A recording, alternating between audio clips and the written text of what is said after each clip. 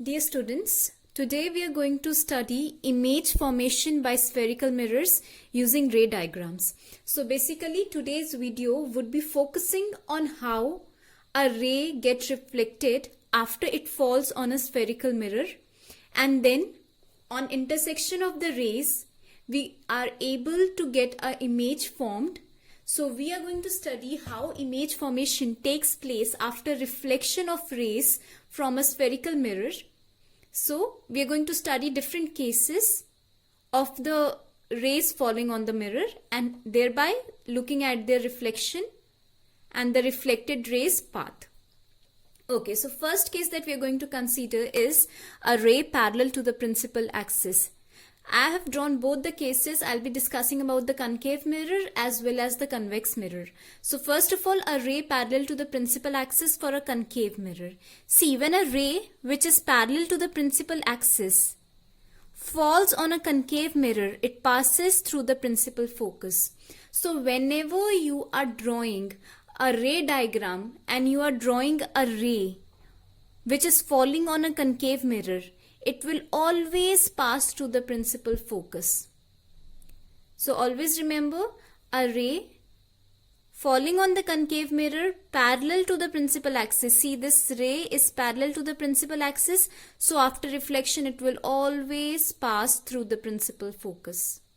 Now coming on to the convex mirror, a ray which is coming parallel to the principal axis, it would appear as if it is getting reflected from the principal focus. So the reflected ray, if extended backward, it would pass through the principal focus for a convex mirror. So I am repeating this point. For both concave mirror and convex mirror, a ray which is coming parallel to the principal axis for a concave mirror will actually pass through principal focus, and in case of a convex mirror, it would appear as if it is coming from principal focus. That is, the reflected ray, if we trace it backwards, it will pass through the principal focus. In this case, the ray actually passes through the principal focus, and in this case it appears as if it is coming from the principal focus. Now coming on to the second point, a ray passing through the principal focus of a concave mirror and a convex mirror. So in the second case, this is for concave mirror and this is for convex mirror. In this case, my ray is passing from the principal focus. So when my ray passes from the principal focus of a concave mirror, the reflected ray would emerge parallel to the principal axis. So a ray, if it is passing through principal focus, after reflection from a concave mirror, it will go parallel to the principal axis. Similarly, coming on to this point for a convex mirror, a ray which is directed towards the principal focus. Here the ray is not passing through the principal focus, but it is directed towards the principal focus. So after reflection from a convex mirror, it would go parallel to my principal axis. So this is how my rays would get reflected when they pass through the principal focus in case of a concave mirror, and when they are directed towards the principal focus in case of convex mirror. Coming on to the third case, a ray passing through the center of curvature. See, dear students, for a concave mirror, when a ray passes through the center of curvature, it would go undeviated. It means there will be no change in the path.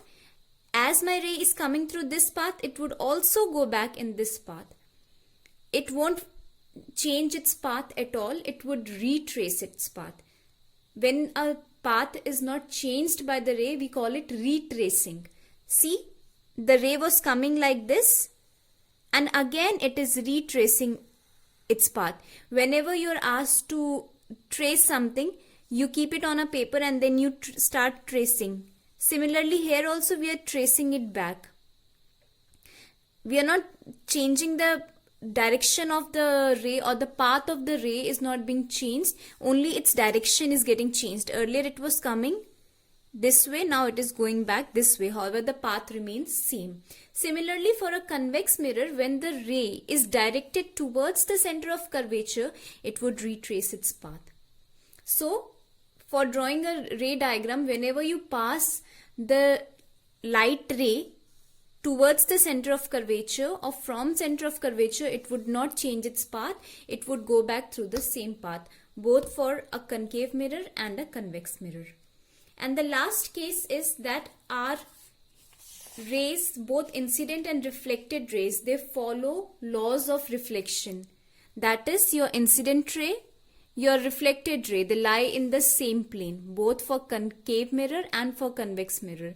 See, this is the plane of paper. My incident ray is also lying in this plane and my reflected ray is also lying in this plane. They are not coming out or going in, so they are not changing their path. They are lying in the same plane of the paper.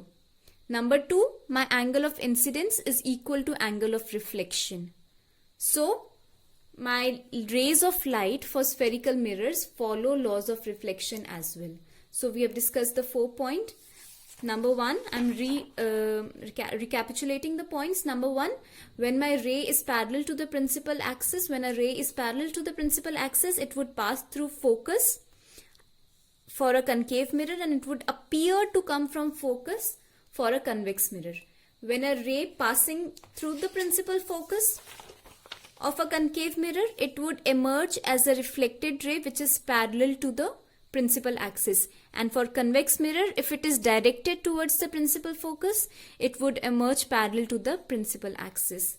The third point, if my ray is passing through the center of curvature of a concave mirror, it would retrace its path. Similarly, for a convex mirror, if it is directed towards the center of curvature, it would retrace its path. The last point, my incident rays and reflected rays, they will follow laws of reflection. That is, my incident ray, normal to the mirror, and the reflected ray, they will lie in the same plane both for concave mirror and convex mirror. And number 2, angle of incidence would be equal to angle of reflection for both concave mirror and convex mirror. So this was all about image formation by spherical mirrors.